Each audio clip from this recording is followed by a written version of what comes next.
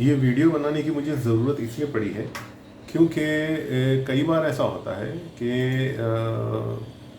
मेरे पास कुछ क्वेरीज आती हैं सिंगल लेडीज़ की, और वो ये जानना चाहते हैं कि क्या सिंगल लेडीज़ हज के लिए या उम्रा के लिए ट्रैवल कर सकते हैं क्या। तो भाई हम जो है ऑफिस खोल करके बैठे हैं और हम एक बिज़नेस के इरादे से यहाँ पे बैठे हुए हैं। तो आपका किसी भी टूर ऑपरेटर से ये सवाल करना और पूछना ही गलत है।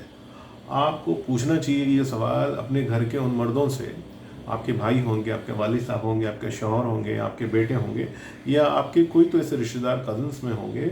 उनके ज़रिए आप ये बात पूछवाओ, मालूम करवाओ कि भाई आप किस मसलब को मानते हैं। जैसे कि आप सुन्नी जमात को मानते हैं, या आप जो है तबलीगी जमात को मानते हैं, आप अहले हदीस को मानते हैं।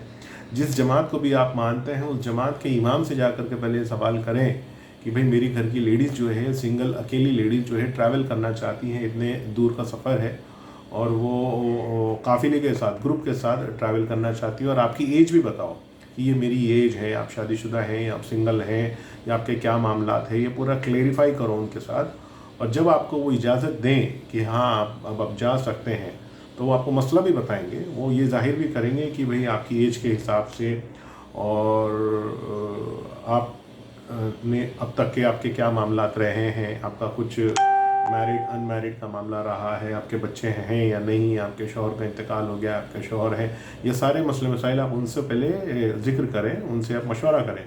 तो वो आपको बताएंगे कि आपके लिए जाना सही है या नहीं है। ठीक है, क्योंकि आप अगर टूर ऑपरेटर को पूछेंगे तो टूर वालों ने तो दुकान खोल के रखी हुई है ना।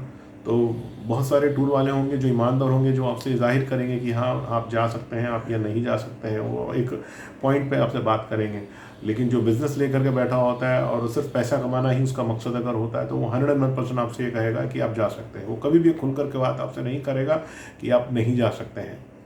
तो बेहतर ये होगा कि आपको ये चीज़ ख्याल रखनी चाहिए। जैसे कि हम निकाह करने के लिए जाते हैं इमाम के पास, इमाम से पूछते हैं कि भाई निकाह पढ़ाना है बच्चों का, बराबर है।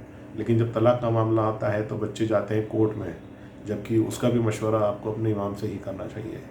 तो जब अब एक रिश्ता जोड़ने के लिए इमाम आपको जो है मशवरा दे सकता है, और अल्लाह के नज़दीक वो चीज़, वो रिश्ता जायज़ है या नाजायज़ है, उसके ताल्लुक़ से वो वहाँ पर पे आपको गाइड कर सकता है, तो फिर बच्चों का तलाक होता है या खुला होता है, तो फिर आप एक कोर्ट कचहरी में जा कर के जो है उनसे मशवरा करने से बेहतर यह है कि उस इमाम से जा कर के मशवरा करो। आप अपने इमामों को अगर अहमियत नहीं दोगे तो फिर कौन देगा।